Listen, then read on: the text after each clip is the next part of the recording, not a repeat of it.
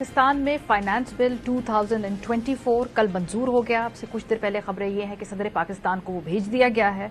अब उसमें वो दस्तखत हो जाएंगे और जल्द ही वो बिल जो है हम सब पे अप्लाई होगा। अगर आप इस मुल्क के अंदर तनख्वाहदार तबके से ताल्लुक़ रखते हैं तो आपके लिए कोई मजीद अच्छी खबर नहीं है, क्योंकि हुकूमत ने तय कर लिया है कि आपका ना सिर्फ इस मुल्क के अंदर रहना मुश्किल करना है, बल्कि अगर आप मुल्क से बाहर भी जाना चाहें तो उसको भी इतना टैक्स कर दो कि मुल्क बाहर जाते हुए भी आपकी चीखें निकल जाएं। जो पॉइंट्स तो बहुत ज्यादा है, लेकिन जो दो अहम चीजें हाईलाइट करना मैं चाहती हूँ, एक तो यह है कि तनख्वाहदार तबके पर एक नया टैक्स लगा दिया है, उसको 10% सरचार्ज है। ये तनख्वाहदार तबका पहले ही अगर मैक्सिमम स्लैब देखे तो 45% तक वो ये टैक्स देता है। अब उन पे मजीद टैक्स लगा दिया है, और वो मजीद टैक्स क्या है? सालाना 10 मिलियन तनख्वाह लेने वालों पर मजीद 10% सरचार्ज टैक्स आयद कर दिया गया है। सो तनख्वाहदार तबके से को और निचोड़ा जा रहा है। मतलब बेसिक टैगलाइन ये है कि जो टैक्स दे रहा है उसको निचोड़ो, और जो नहीं टैक्स दे रहा उसको छोड़ दो। भाई क्या फर्क पड़ता है, उससे हम टैक्स ले तो नहीं सकते, कोई नहीं टैक्स ले सकता। अच्छा, अगर आपने तय किया कि आप मुल्क से बाहर जाना चाहते हैं तो वो भी आसान नहीं है इतना आपके लिए, उस पर भी ठहर जाए, उस पर भी टैक्स है। 1 जुलाई से बैरून मुल्क सफर करने वालों पर एक नया टैक्स आयद होगा। कम से कम टैक्स 12,500 रुपए है। अभी डिपेंड करता है आप किस जगह जा रहे हैं, आप कौन सी क्लास की टिकट ले रहे हैं। और ज्यादा से ज्यादा जो टैक्स है 3.5 लाख रुपए तक वो जा सकता है, डिपेंडिंग के आपके जो टिकट है वो कहाँ की है, किस मुल्क की है, किस वक्त पे बुक कर रहे हैं, और क्या बिजनेस क्लास है तो जाहिर सी बात है टैक्स ज्यादा है। इस मुल्क में पैसे क्यों बना रहे हैं आप? भाई आप फौरन से पहले हमें टैक्स दीजिए। सो मुल्क में रहना, मुल्क से जाना, दोनों आपके लिए दुश्वार से दुश्वार तरीन होता जा रहा है। अच्छा, बड़ी एक दिलचस्प एग्जाम्पल आपको देंगे कीनिया की। कीनिया के कोई वैसे अच्छी मिसालें वहां से आती नहीं है। हमारे दोस्त अरशद शरीफ साहब के बाद से तो कीनिया को हम कोई इतना अच्छे अल्फाज में याद नहीं करेंगे, लेकिन कीनिया ने कमाल का काम किया। कीनिया में ये हुआ जी कि एक फाइनेंस बिल हुकूमत ने पास किया। वो फाइनेंस बिल वहां की नौजवान तबके ने एहतजाज करके उसको ओवरटर्न करवाया। किसी सियासी जमात की सरपरस्ती में ये काम नहीं हुआ। मशरकी अफ्रीका के मुल्क केनिया में मई के तीसरे हफ्ते में सालाना बजट पेश हुआ, जिसमें $2.4 अरब की इजाफी रकम इकट्ठा करने के लिए भारी टैक्सेस लगाए गए। 15 जून से कीनिया की पार्लियामेंट में फाइनेंस बिल 2024 पर बहस का आगाज हुआ तो मुल्क के दारुल हुकूमत नैरोबी समेत दीगर बड़े शहरों में इस बिल के खिलाफ मुजाहरे शुरू हो गए। 25 जून को जब कीनिया की पार्लियामेंट ने मुल्कगीर एहतजाजी मुजाहरों के बावजूद नए टैक्स नाफिज करने की मंजूरी दी तो पुरअमन एहतजाज पुरतशद्दुद हो गया और मुजाहिरीन ने पार्लियामेंट की इमारत पर हमला किया, जहां तोड़ फोड़ के बाद पार्लियामेंट के हिस्से को आग भी लगाई गई। अल जजीरा के मुताबिक कीनिया में पुरतशद्दुद मुजाहिरों में अब तक 22 शहरी जाँ बहक, जबकि 200 से ज्यादा जख्मी हो चुके हैं। पुरतशद्दुद मुजाहिरों के बाद पार्लियामेंट से मंजूर होने वाला फाइनेंस बिल 2024 कीनिया की हुकूमत ने वापस लेकर नजरसानी और तरामीम के लिए पार्लियामेंट को भिजवा दिया है। बीबीसी के मुताबिक कीनिया में हालात अब मामूल पर आ चुके हैं। तमाम मुजाहिरीन अपने साथियों के जाँ बहक होने पर कीनिया के सदर विलियम रूटो से इस्तीफे का मुतालबा कर रहे हैं और दीगर बुनियादी इस्लाहात में तब्दीली जाते हैं। टैक्स लगाया क्या था कीनिया में, जिसके ऊपर अवाम इतने ज्यादा जो है इनरेज्ड होकर सड़कों पर आ गए? बुनियादी अशिया पर टैक्स था जी।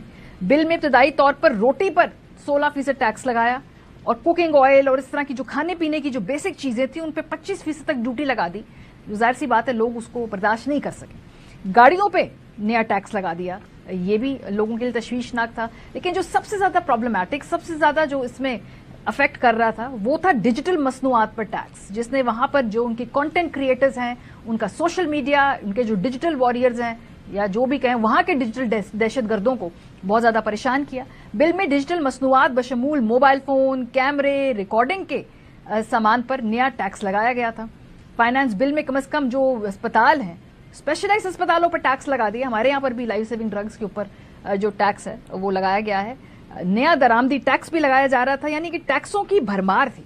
वहां के जो प्रेसिडेंट थे वो बड़े कॉन्फिडेंट थे, उनका ख्याल था हम टैक्स लगाए हैं तो क्या फर्क पड़ेगा, लोग हमारा क्या बिगाड़ लेंगे। लेकिन फिर लोग सड़कों पर आए और फिर हमने देखा कि चंद ही दिनों बाद, यानी कि 18 जून और 26 जून के बीच में 7 दिनों में पहले वहां के सदर क्या कहा करते थे टैक्सेस के हवाले से, और फिर 26 जून को जब आवाम सड़कों पर आई तो उन्होंने क्या कहा, जरा सुनिए। I am very happy as a leader in Kenya that we are having a conversation about taxes and about debts and about what we need to do about it. This is the best thing that happened to Kenya, that we are having a conversation on 24 finance bill, and it shall subsequently be withdrawn, and I have agreed with these members that that becomes our collective position. Kenya के सदर ने हार मान के ये taxes वापस ले लिए। ये शुरू कैसे हुआ? ये पूरी दुनिया में जनरेशन जी, जिसकी हम बार बार बात करते हैं, ये वर्ल्ड ऑर्डर को चैलेंज कर रहे हैं, पुराने हालात को चैलेंज कर रहे हैं। वो खुश नहीं है अपने हालात से और वो तब्दीली चाहते हैं, और अपनी तब्दीली के बारे में वो बहुत वोकल है। ये खाली पाकिस्तान नहीं, अमेरिका नहीं, दुनिया में अक्सर जगह पे ऐसे हो रहा है। गालिबन केनिया में भी जो जनरेशन जी है वो तंग थी अपने हालात से, तो उन्होंने क्या किया? उन्होंने एक कैंपेन का आगाज किया।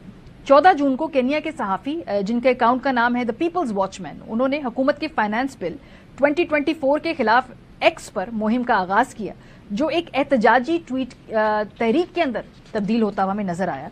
और हमने देखा कि लोगों ने वहां से शुरू किया। उन्होंने कहा कि जी हैशटैग बनाएं, एडिटोरियल्स भी लिखे गए, फिर डिजिटल एक्टिविज्म किया गया, और फिर देखा कि लोग जो हैं इस बिल के नतीजे में बाहर है। तो उन्होंने सोशल मीडिया को इस्तेमाल करते हुए, नौजवानों ने, बाय द वे किसी पॉलिटिकल पार्टी की सरपरस्ती नहीं थी, ये उनकी अपनी एक इस हवाले से एक तहरीक थी जिस पर उन्होंने अमल करते हुए ये अपनी खुद जो सपोर्ट है उसको इकट्ठा किया और उसके बाद बिल को ओवरटर्न करवाया। कहने का मकसद ये नहीं है कि आप इंतशार की तरफ जाइए या आप जो हैं इस तरह की टैक्टिक्स से इंस्पायर हो जाएं, पाकिस्तान में भी करें। बात सिर्फ ये है कि लोगों के पेशेंस को इतना टेस्ट ना कीजिए।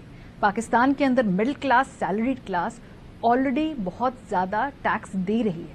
उनके ऊपर इजाफी सरचार्ज जब आप लगाएंगे तो आप एक सिस्टम को इस तरफ धकेल रहे हैं कि जो लोग टैक्स नेट में आए हैं वो पछताएं कि हमने क्यों टैक्स के लिए अपना जो है अपने आप को रजिस्टर करवाया, और जिनको जरा सा इंसेंटिव भी हो कि शायद हम टैक्स देना चाहते हैं या उसको फाइल करना चाहते हैं, ऐसे खौफनाक प्रोसेस के बाद वो इसकी तरफ रागिब ना हो।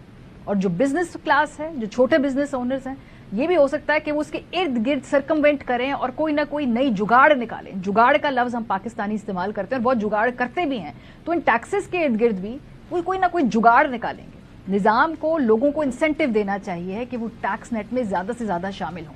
जो शामिल नहीं होते हैं, जिनसे आप टैक्स नहीं ले सकते हैं, जिनकी आपकी कैपेसिटी नहीं है, या वो इस मुल्क की एलीट है, या वो इस मुल्क के अंदर टैक्स नहीं दे सकते या नहीं देना चाहते, उनका कोई कुछ नहीं बिगाड़ सकता। लेकिन जिन्होंने किसी भी लम्हे में गुड लॉ अबाइडिंग सिटीजन होने के नाते अपने आप को ना कि सिर्फ रजिस्टर कराया एज ए टैक्स पेयर, अपना टैक्स फाइल भी करते हैं, उनके लिए इतना मुश्किल ना कर दीजिए कि कल को वो उस गलती पे पछताएं जहां उन्होंने टैक्स के लिए अपने आप को क्यों रजिस्टर करवाया और टैक्स फाइलर वो क्यों बने। सो ये बज़ाहिर साफ साफ नजर आ रहा है कि इस मुल्क के अंदर मिडिल क्लास की कमर जो पहले से तोड़ी हुई है, उसको मजीद नीचे धकेल के वो हमारी जो है गुर्बत के नीचे उनको धकेला जाए, और जो गुर्बत के नीचे ऑलरेडी हैं, पता नहीं वो कैसे गुजारा कर रहे हैं, कैसे गुजारा करेंगे। और आई डोंट नो कैसे नींद आती है रात को लोगों को ये जानते हुए कि इस मुल्क का इशराफिया अयाशी कर रहा है किसके पैसों पे? मिडिल क्लास और लोअर क्लास के पैसों।